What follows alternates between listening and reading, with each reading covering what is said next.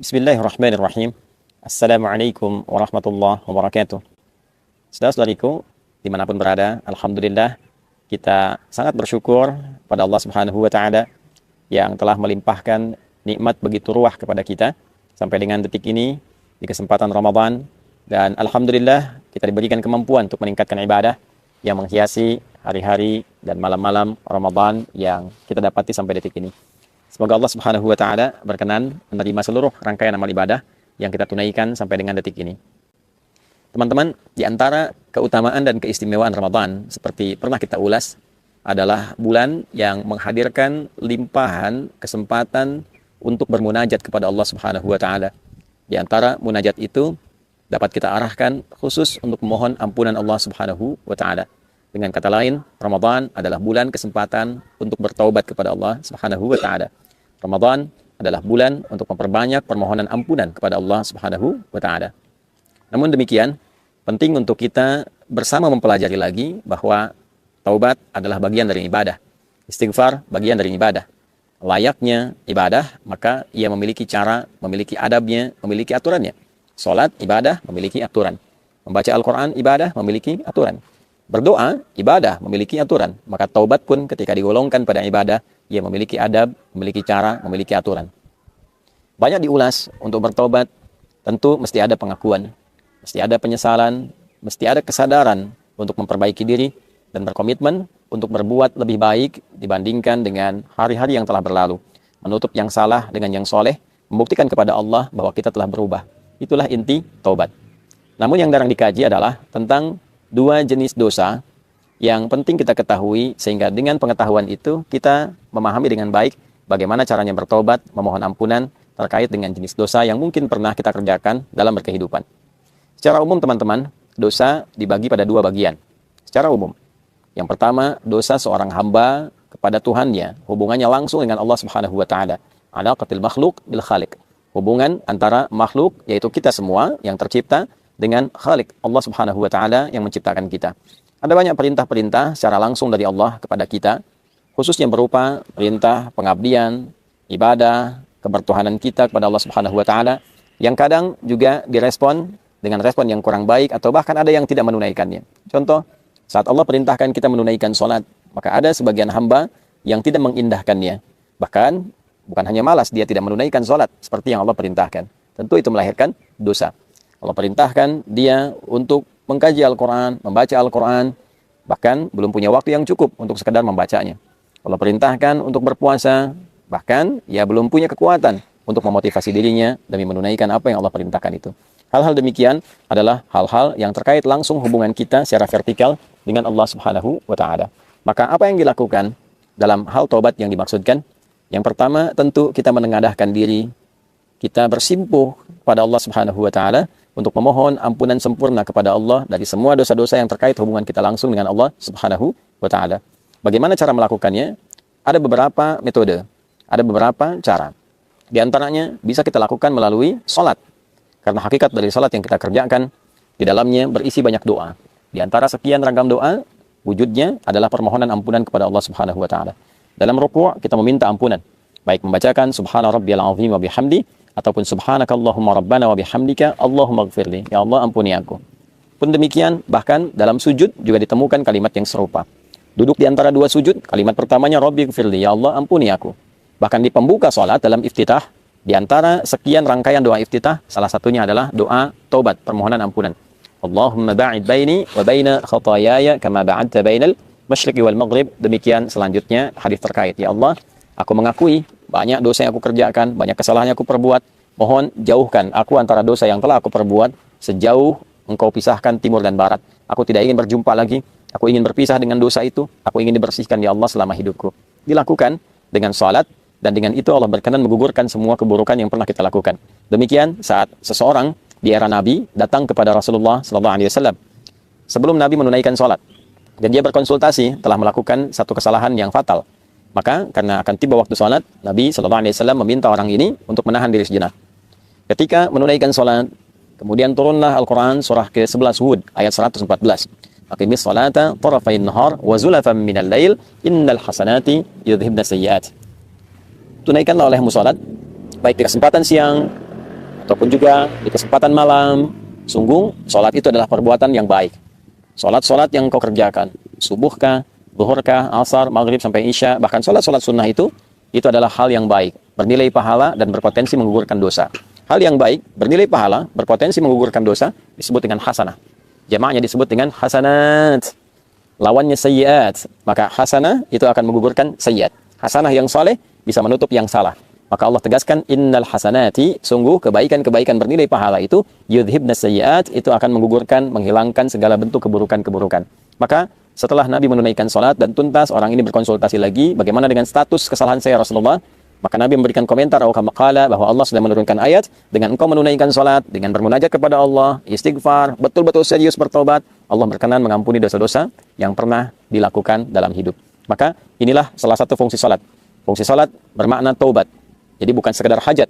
Wasta'inu bis-sabri was-shalah. Kalau Anda punya persoalan, minta tolong kepada Allah, sabar terima, lalu menunaikan sholat. Maka dalam sholat kita meminta kepada Allah pertolongan. Itulah hajat.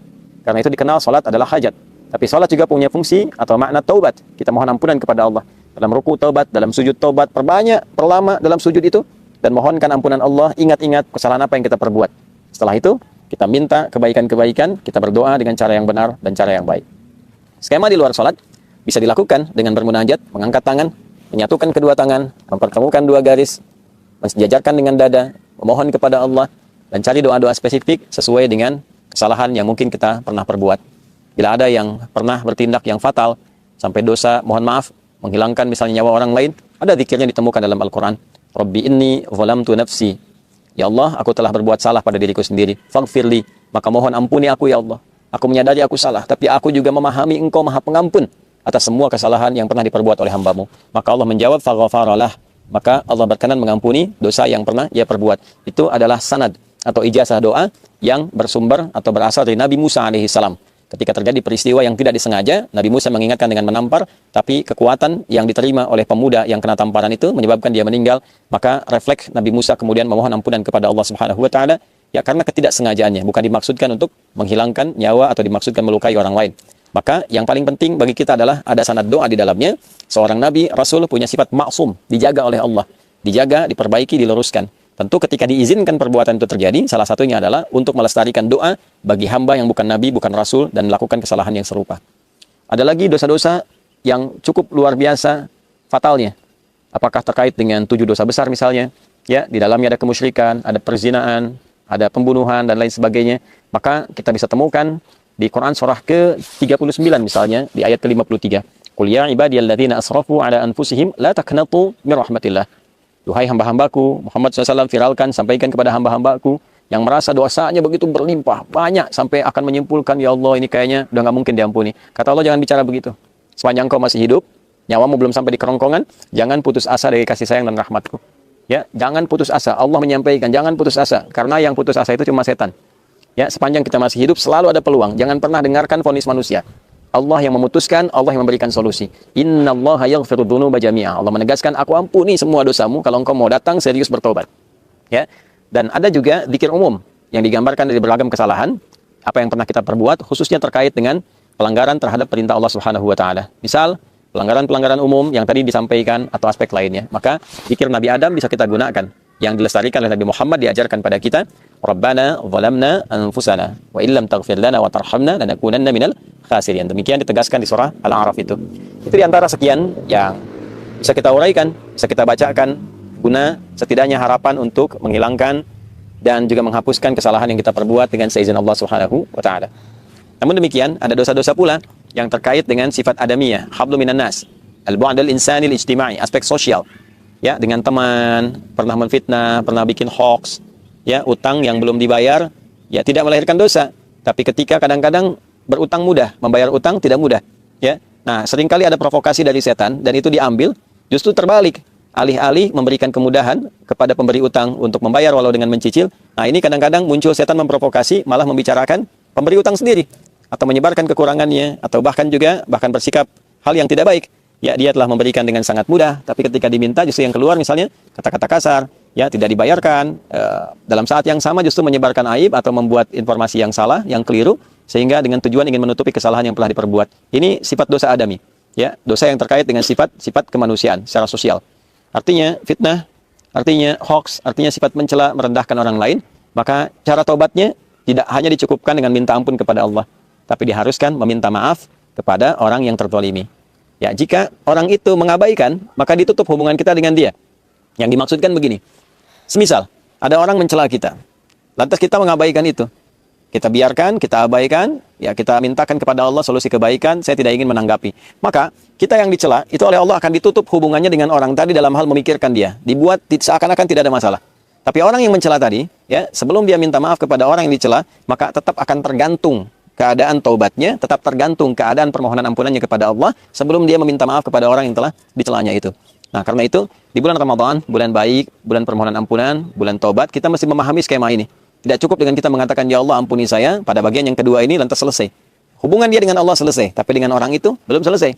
Ya, bagaimana faktor belum selesainya? Di hadits Muslim, riwayat sahabat Abu Hurairah radhiyallahu taala anhu, bila ini tidak diselesaikan di dunia, maka di akhirat bisa terjebak pada potensi kebangkrutan. Yang disebut dengan muflis, orang yang bangkrut, karena pahala dia ditransferkan kepada orang yang pernah dizaliminya. Tu'khadhu hadza min hasanati wa hadza min hasanatihi. Dia berbuat salat, lantas dia mencela orang lain, maka pahala salatnya diberikan kepada orang yang dicela itu. Demikian selanjutnya sampai tertiba ada yang fa in faniyat hasanatu, habis modal kebaikannya, tersisa keburukannya. Misal pahala salat habis, baca Quran habis, tersisa pahala bikin hoax ya tentang orang lain. Maka dosa orang yang dihoaxkan itu dibicarakan, diturunkan martabatnya, diambil dosanya, ditimpakan kepada pembuat hoax itu. Fatuliha finnar, maka dicucilah dulu dia di neraka dari keburukan-keburukan yang pernah ia kerjakan itu. Maka dari itu teman-teman sekalian, penting bagi kita untuk saling memaafkan, untuk juga memotivasi diri mau meminta maaf. Untuk memaafkan itu sesuatu yang rasanya tidak terlampau sulit. Namun untuk meminta maaf, hal itulah yang kadang-kadang jarang disadari pentingnya untuk dilakukan karena banyak hambatan yang setan hadirkan dan tidak menginginkan hamba kembali menjadi baik. Untuk itu, saya ingin mengingatkan pada diri pribadi dengan menyampaikan sebesar-besarnya. Yang pertama, mohon ampun pada Allah Subhanahu wa taala. Yang kedua, meminta maaf pada teman-teman semua dimanapun berada yang boleh jadi dalam setiap tindakan, perilaku, tutur kata berpotensi menyakiti, melukai, atau juga menghadirkan hal yang kurang berkesan dan berkenan. Mohon dimaafkan, mohon sebesar-besarnya diberikan pengertian, dan semoga Allah Subhanahu wa taala mengampuni dosa-dosa kita semuanya. Allahumma taqabbal minna innaka antas sami'ul alim wa tub 'alaina innaka antat tawwabur rahim. Tubna ilaika ya arhamar rahimin taubatan nasuha waghfir lana dhunubana wa kaffir 'anna sayyi'atina wa tawaffana ma'al abrar. وصلى الله على سيدنا محمد وعلى آله وصحبه أجمعين وآخر دعوانا أن الحمد لله رب العالمين. Adi Hidayat, Rabiati Khairatun Hisan dari Mira. Assalamualaikum warahmatullahi wabarakatuh.